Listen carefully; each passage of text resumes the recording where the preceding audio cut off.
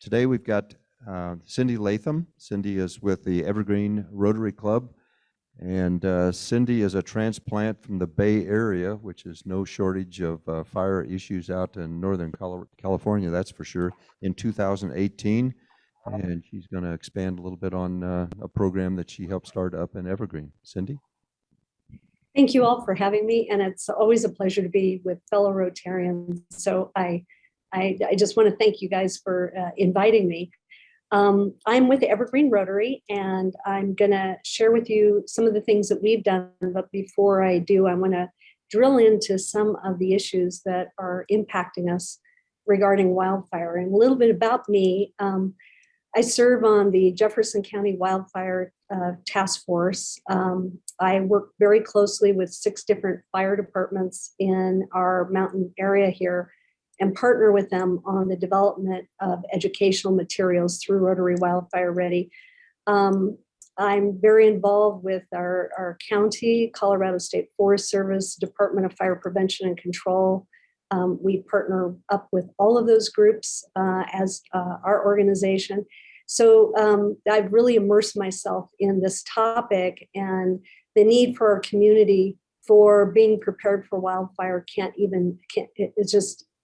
I can't say enough about it. And I think hopefully I can share with you some of the reasons why. So let me share my screen and get going with this presentation for you guys. So the American West has been the driest it's been in 1,200 years. There was a study that just came out 2 weeks ago that reinforced this issue. We're in a extraordinary drought right now. And what's happened is the wildfire season is getting much, much longer. In fact, it's starting to run as a year-round wildfire season, as we can see from the Marshall Fire that happened on December 31st this year. There's been the number of large fires in the West has tripled.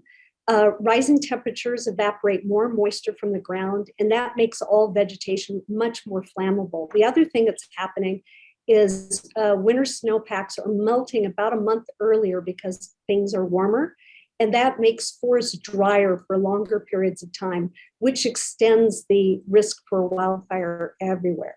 So they're really troubling indicators for Colorado. Colorado has been in a 22-year-long mega drought, and that is predicted to continue at least through 2029. Which, you know, I know for all of us that live in Colorado, it's very, very troubling to think about. 2018 was the warmest year in 124 years. 2020 was the second driest and warmest year ever recorded. 2021 was the warmest and driest on record. And the National Interagency Organization that does predictions for wildfire has said for 2022, our drought conditions are going to continue. Temperatures are going to be above normal, and we're going to have below normal precipitation, setting us up for another, potentially scary wildfire period. This was a very interesting graph. It was the number of wildfires and acres burned in Colorado by year. You can see in the chart, like 2002 was the Hayman fire that happened. 2012 was, I think, Waldo Canyon. And then 2020, as you guys experienced directly, we had, excuse me, 3 of the biggest wildfires in Colorado history, with the Cameron Peak fire, really brushing, closely to the Fort Collins area. Then the Marshall Fire occurred December 31st, and 991 structures are destroyed. And this really has redefined wildfire because this hit an urban area through exposure to 100-mile-an-hour wind and a lot of tall, dry grass that burned through an urban setting. Excuse me. So the urban risk in Larimer County, I pulled up a chart from the Colorado State Forest Service, and it shows about 14% of the population in Larimer County residents are under strong to high impact from wildfire. And I pulled a piece of data that was really interesting. The Cameron Peak fire came within miles of Fort Collins and Loveland. And according to Lori Hodges, who's the director of emergency management, by the way, she's revered in the state of Colorado as one of the very best emergency managers in the state. And you guys are very, very lucky to have her. But she said that I believe that the Cameron Peak would have gone into urban areas if it wasn't for the late October snowstorm in 2020. If we would have had Cameron Peak this year, I could see that the fire would have been a very different scenario. So it was really an interesting article to read. So the issue for Colorado is the more people are living in the WUI, which is called the wildland urban interface.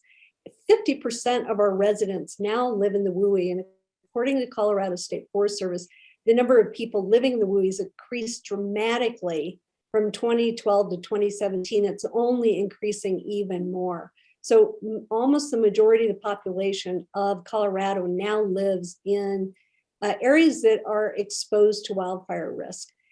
The other thing that's important to know as you look at wildfires in our areas, the human-caused ignitions are a major, major risk. 97% of WUI wildfires that threaten homes were caused by humans, and 75% of the 2020 wildfires that were happening in Colorado were started by humans. One of the issues that we're facing is we have way too much fuel. And I know most of us, that are in Colorado, and what we're familiar with looking at the forest is very dramatically different than it was at the turn of the century in the 1800s and before. I'm going to show you a series of photos taken exactly the same area in the Bitterroots, Montana. And in 1909, this picture was taken. This is what our forest should look like. I mean, you should be able to ride horses through it. It's open grassland. It's more pastoral in look. Fires used to run through our area about every 20 years, and they would burn off all of the smaller trees. And the trees, the larger trees were more resistant to ground fires. So it created this open landscape. So I want to flash forward through the same location of forest. So now you can see what it looked like in 1925, 1948, 1968, 1979 to 1989. And 1989 picture is kind of what we're all used to seeing. The US Forest Service started implementing a complete suppression effort of wildfires in the 1920, 1930 time period. And so natural fire progression stopped. So that created this intense density of forests. That's resulted in unhealthy forests. Trees are competing for water, they're spreading more diseases, and it's creating tremendous amount of fuel. It's about 5 to 6 times as much fuel in our areas as we should have. And that creates for these huge acre fires that we're experiencing. And there's so many examples, but I want to focus just for a second on Paradise, California, and just share with you kind of the experience that people on the ground there had with a very, very fast moving fire that moved through their area. And when you think of trees or grass in a wildfire, they will burn 4 times their height and 4 times their width. And one of the things that killed a number of people in Paradise is the trees right alongside the roadways actually block the entire roadway with flames. And that's how many people in that fire perished. So I want to share this quick video with you so you can kind of ride along and experience what that's all about. Heavenly Father, please help us. Please help us to be safe. I'm thankful for Jim and his willingness to be brave.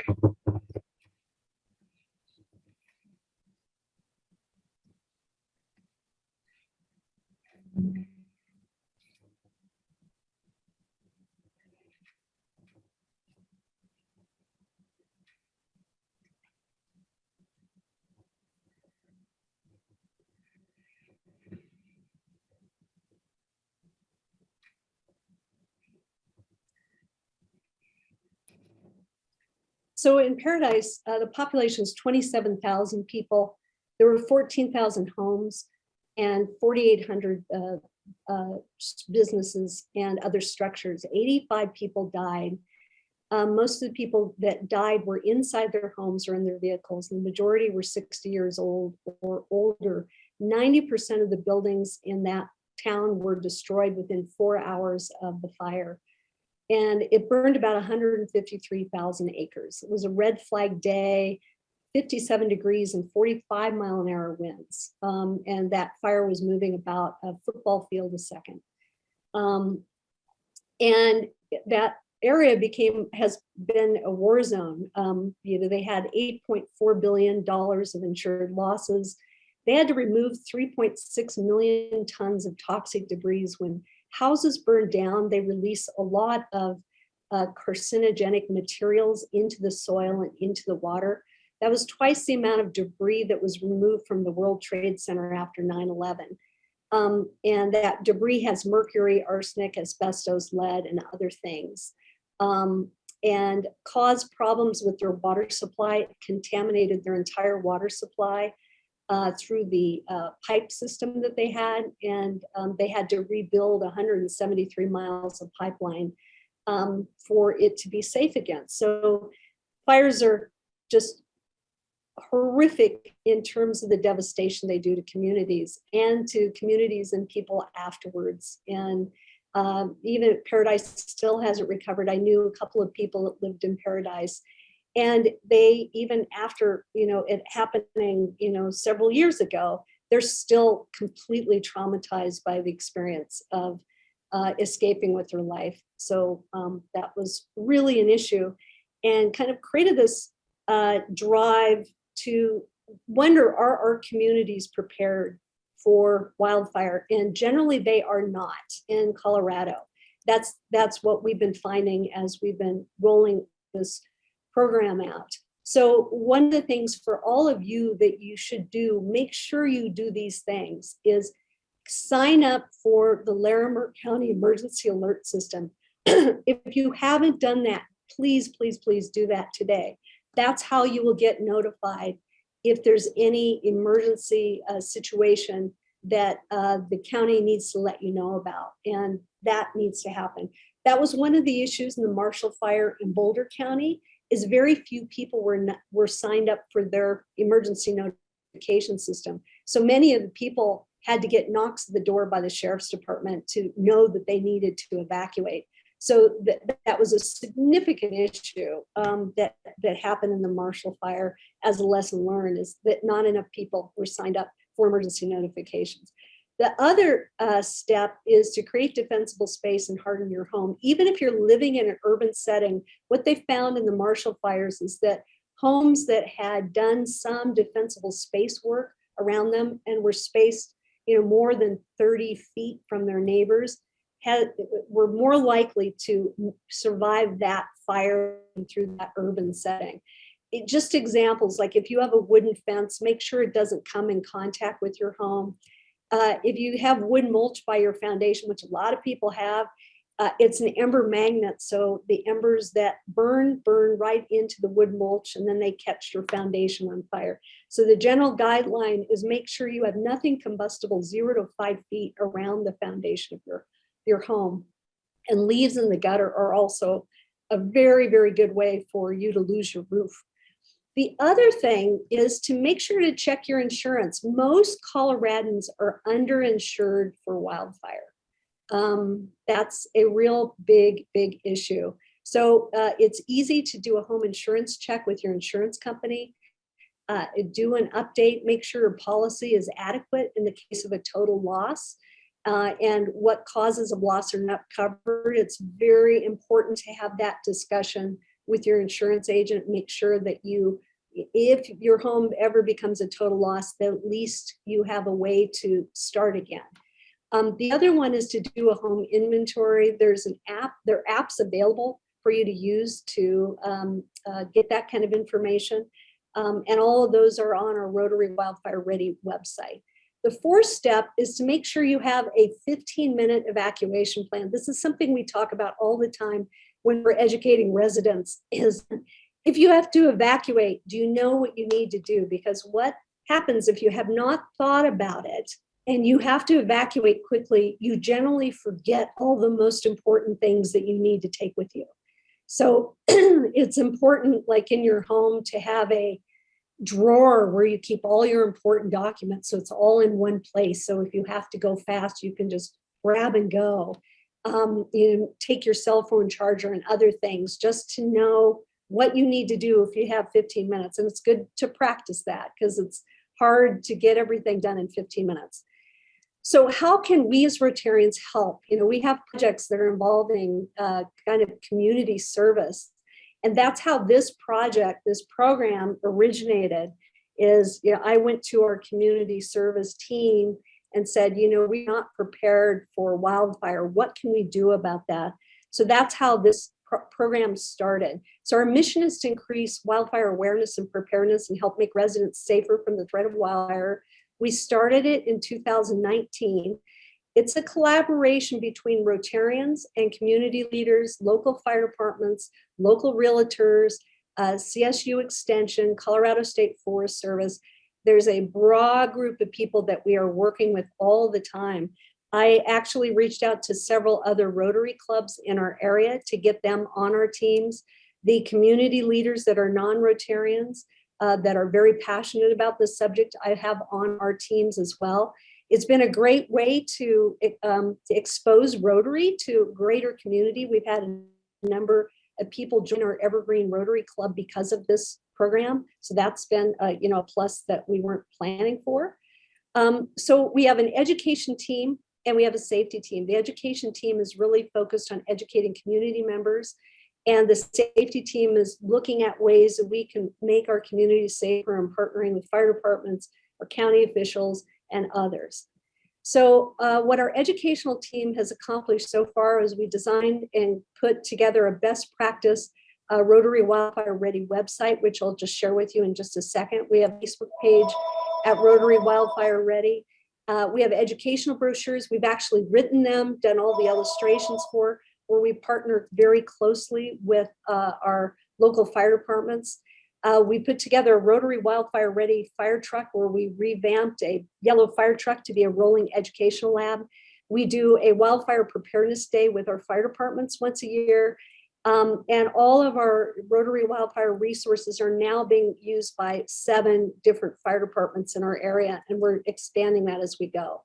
Here is our Rotary Wildfire Ready website. It's interesting in that most in the state of Colorado, there's no resource like this at all. And it's really an important resource to help people get ready for wildfire. And I'll just show you an example of a page on home hardening for helping people get ready. So we put together all the critical information about what you can do to harden your home.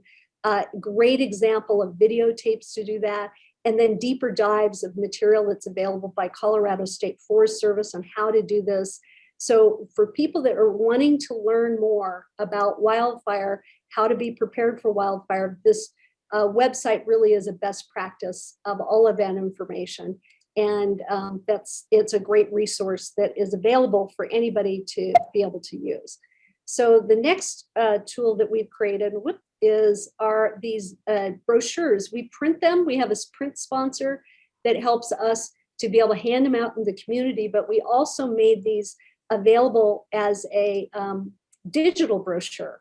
And these digital brochures, like on this particular one, we just launched it last year and we've already had 20,000 shares digitally on this brochure. So it gives you a feel for what you can do to harden your home. And it's just an example of several of the different brochures that we have made available. And we wrote them, we designed all the illustrations for them, and we partner with our fire departments to make sure all of the information is perfectly accurate and kind of state of the art.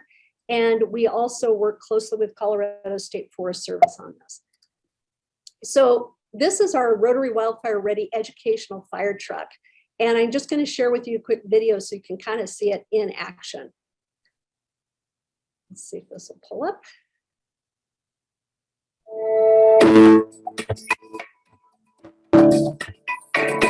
This truck is great. It's kind of a mobile information booth. The thing that we're promoting today is your home hardening. You know, wherever this truck is parked and set up, people can come and they can learn about home mitigation. They can learn about what to do in the event of evacuation. There are a lot of resources that this truck can provide people.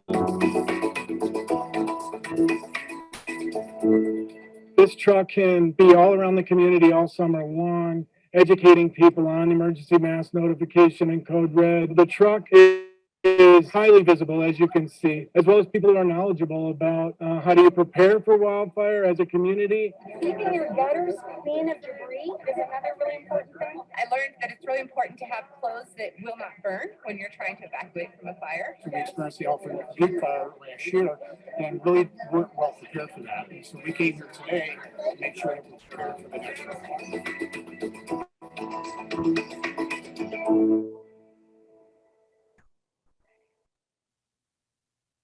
So our safety team is working on a very different group of projects than our education team. So we've had discussions with many county and state leaders, emergency management leaders, FEMA coordinator leaders, fire chiefs, roads and bridges engineers, Division of Fire Prevention and Control. We're doing investigation right now on implementing a number of early warning infrared digital cameras in our area so that we can have a very early warning system in place in dense forest conditions. And we're looking closely at non-survivable, highly congested evacuation routes, where we're working with the Forest Service on roadway mitigation guidelines and other officials to try to find grants and other things to be able to do more mitigation work. So so this project started in 2019, and we've made a lot of great progress and a lot of great strides in putting this very important program in front of other people. And it's one that we're just getting the ball rolling, and we really want to share this with other Rotary clubs, so that if you want to start a community service project, you can be able to use some of the resources that we have available. So I'm happy to answer any questions you might have that I could help with. Do we have questions here in the room?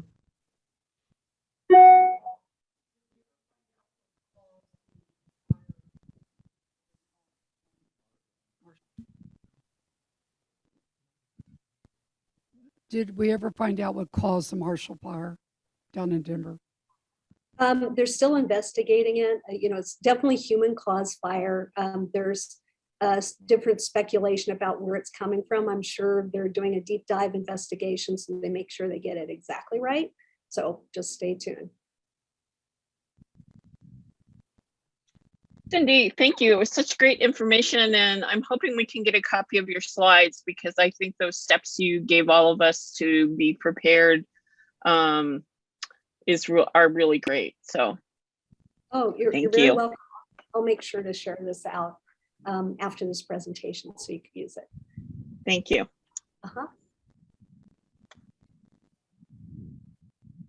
It's probably a little early, but is there any dialogue with, I want to say potential development and urban sprawl about the proximity of these subdivisions to open space that's probably going to be there forever, and the density within those subdivisions, the housing density and where they're located? Boy, those are such really important questions. Let me answer it in two ways. I'll start with, I got to listen to a call from a number of the first responders for the Marshall Fire. And one of the comments they were saying, because of all of the grassy open space that was near these urban areas, that they may need to reconsider from a county, and this is Boulder County, if it's, they have a lot of grass, do they need to be mowing it and maintaining it now, understanding the risk could be greater. One of the failures in the Marshall Fire is they never issued a code emergency red flag day. They didn't do that because the humidity and the temperature level didn't hit the qualification of issuing a red flag day.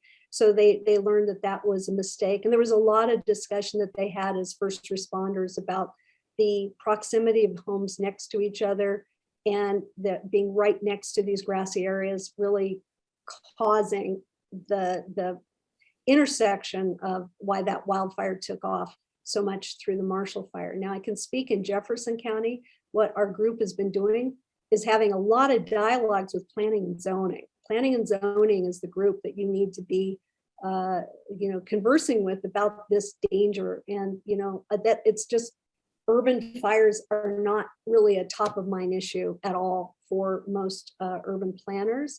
And it's an important dialogue to have. The Waldo Canyon fire in Colorado Springs was an urban fire. This, Marshall Fire was an urban fire. And they're expecting more of that to be the new experience that we have in addition to the forest fires.